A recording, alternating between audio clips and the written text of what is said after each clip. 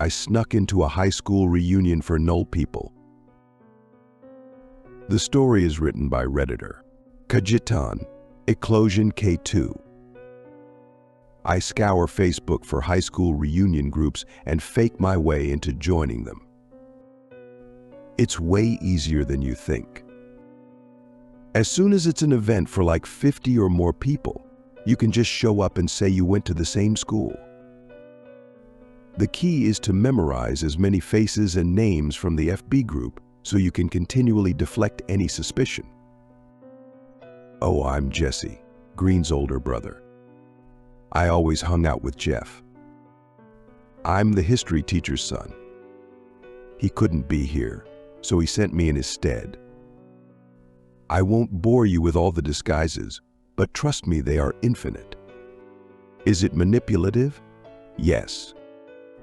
Am I an asshole for doing it? Yes, of course I am. You can think of me what you want, but I got so burnt out trying to meet people at clubs or using Tinder. In the real world, everyone is so judgy and reserved. You need money, good looks, or connections to stand a chance. Which basically means I have no chance. Whereas at high school reunions, everyone is nice. The vibe is amazing. It's like a little slice of paradise where all you do is share warm, honey-soaked nostalgia with people who just want to have a good time. And there's often an open bar. Anyway, I had done my research on a 10-year reunion for Prince Bridgington High, which was only a 6-hour drive from my city. A swanky school with swanky alumni. Worth it. I resembled 3 of the graduates there, so I could be someone's older brother. And if push came to shove, I could also be a gym teacher's son. I showed up my standard 3.5 hours late, and they didn't disappoint. Instead of the usual hotel bar or tavern, these alumni rented out an enormous Victorian mansion, complete with a tennis court in the back, a horse stall, and patios with fully grown palm trees. There were tons of people in their late 20s.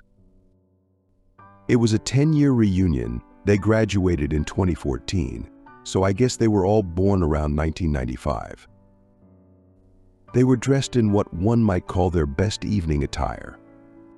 Suit jackets slung over polo tees for men, tailor-fitted suit jackets for women, with a couple flashy gowns.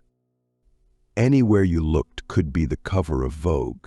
It was very intimidating. And between all these chattering, glowing young graduates were these stoic old dudes.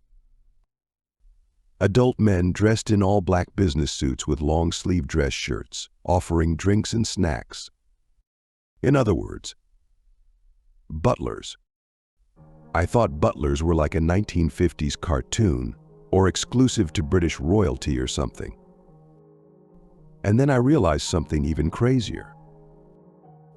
I always rented a backup tux to put in my trunk in case the reunion was unexpectedly black tie, which was basically a black business suit with long-sleeve dress shirts. This meant I could literally sneak my way in, pretending to be a butler.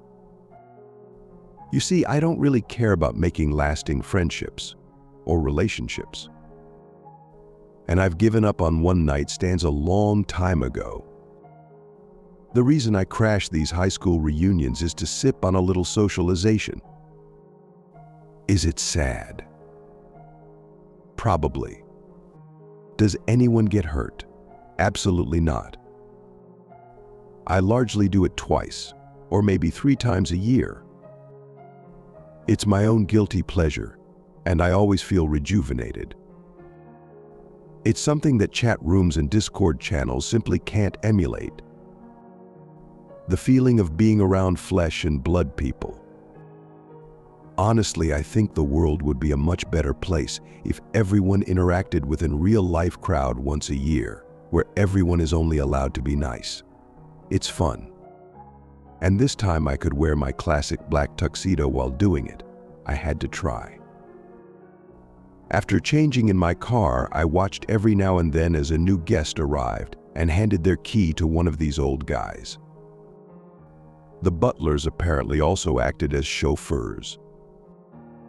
I watched this cycle repeat a few times and saw one of the butlers re-enter through a side door of the mansion. Even better. It was on the shady side of the building by some garbage bins. A butler would prop the side door with a little brick and then remove it when they came back. I waited 20 minutes for the right opportunity. Soon another butler left, carrying keys and a suitcase. Immediately, I slinked out of my car and marched right past the hedgerows toward the door, praying that no one noticed me. No one did. I left the brick wedged in the same spot as I closed the door behind me. Inside was like an oven, hot and humid. I must have been in the back of a kitchen, because surrounding me were large stainless steel appliances, ovens, stoves, and what looked like coolers. I quickly turned right and walked down a long hallway that led me to more stainless steel shelves and kitchen appliances. I thought they were appliances. Upon closer inspection, the ovens and dishwashers were actually filled with tiny lights and cables, as if they were servers or something. Maybe this was a place for graduates in information technology? I kept moving and finally found a passage that spat me out into the middle of the dining hall. It was loud. Around me were guests talking, holding wine or martini glasses. Their stylish outfits looked even better alongside magnificent Renaissance-style frescoes and friezes. The medieval art featured knights, kings, priests, and angels on every wall. Down a corridor, I even spotted Roman columns supporting the ceiling. Trying to blend into this museum, I spied on the other butlers' behavior.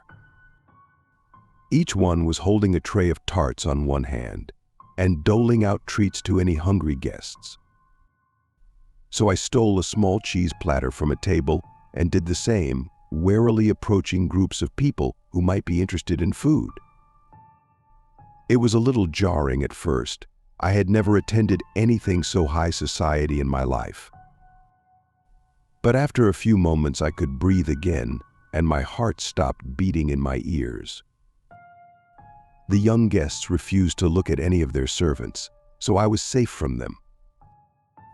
And similarly, the old butlers seemed to snub their nose at everything, keeping their eyes upward and half closed. I was in a perfect little Goldilocks zone. No one paid attention to me. Wasting no time, I started doing my usual snooping and eavesdropping. I loved hearing who got married, who got divorced, who had a kid, and all that junk. It was this candid slice of life material that made high school reunions so special. The kind of conversation topics you could only get from someone if you had been friends for years. Here, you got it within minutes. Except at this fancy reunion, things seemed a little different.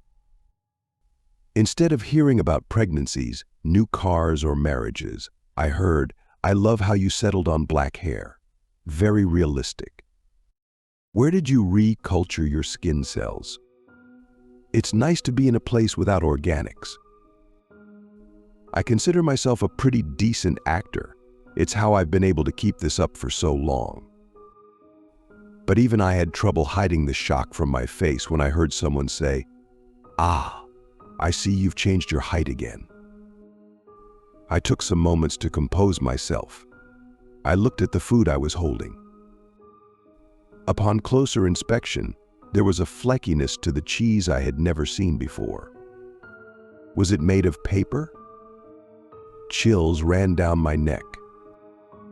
I retreated until my back pressed against the side of a staircase. I needed some distance from this, some explanation. Who are these people? I stood well away from everyone, and even from afar, I saw anomalies. There was a woman with a shiny sequin dress made of interconnected metal hexagons. The hexagons would undulate between colors and even ripple like water as she strolled between friends. I noticed several black cables popping out of various guests' sleeves too. I had no clue what for. Soon after, I saw a pair of men shake hands, during which both of their cables popped out and linked together for like a secondary handshake or something. At the very back was a woman who appeared to be throwing bugs into the air. They were silver, flying moth-like things that fluttered all around her.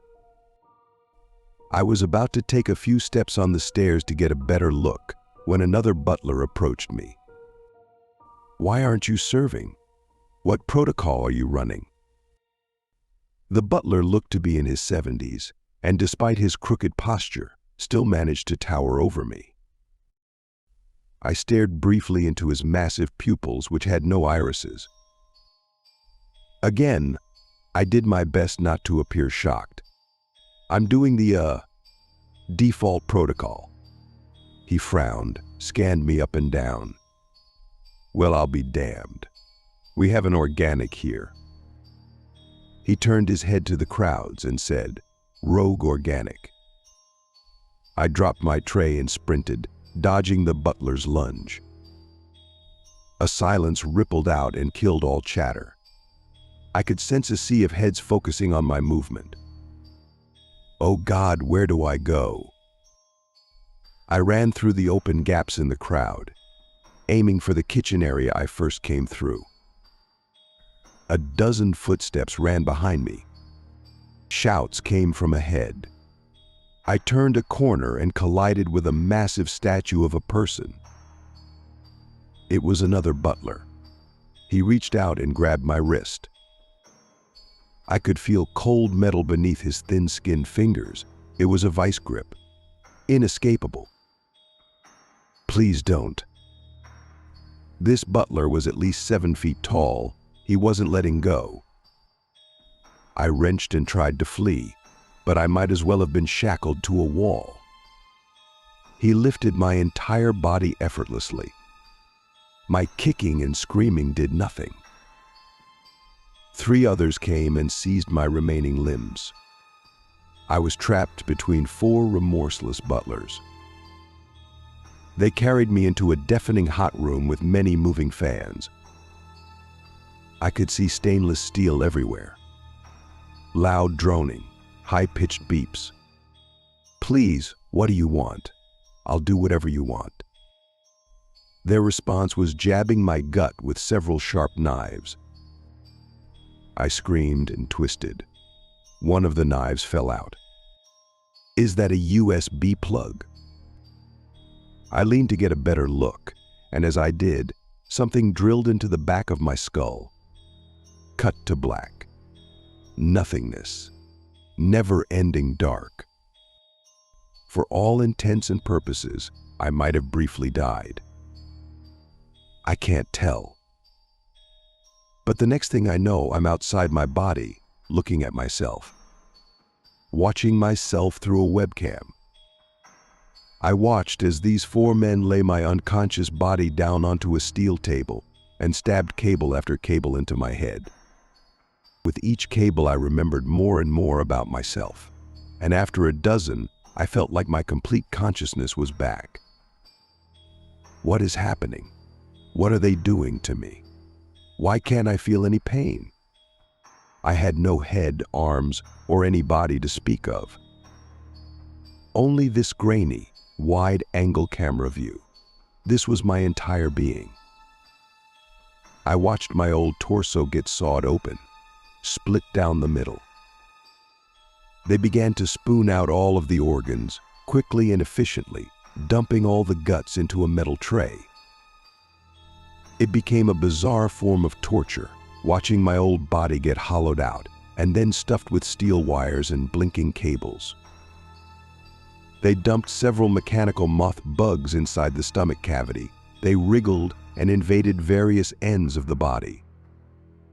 Then, without any fanfare at all, the corpse was carted away. I couldn't move the webcam. I couldn't tilt or zoom or pan. My vision was reduced to a filthy, blood-stained linoleum floor.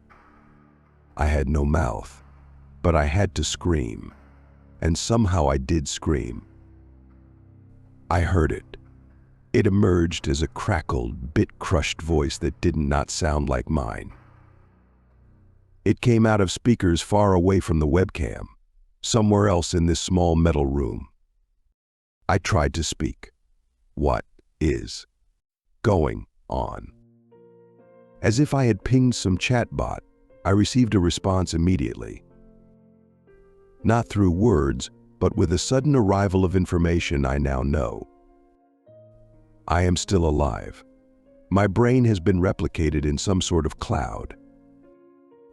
If I behave well and comply with the first guide file, I will be allowed to return to my body. As if I had spent years memorizing a 1,000-page manual, I can suddenly recite all of the first guide file's rules. They feel like they were written centuries ago. I shall do my best to dress in clothes only in a manner similar to someone else. I shall speak and voice ideas that imitate the majority of those around me. When opportune, I shall assimilate an organic in as discreet a manner as possible. It's all awful, disgusting. To sum it up, it's a manifesto for parasitizing all organics on Earth. I think about trying to look this up on the internet, and suddenly my vision is a network of web pages and streams. I'm online. It's overwhelming at first. 8-hour YouTube videos become minute-long investments. Wikipedia directories are absorbed in seconds. I can even edit and comment as if I was browsing normally. Then my first guide file directive kicks in. I'm supposed to scrub and remove any hint of null people from the internet. Society must not know that they are being parasitized. The conspiracy must be kept hidden.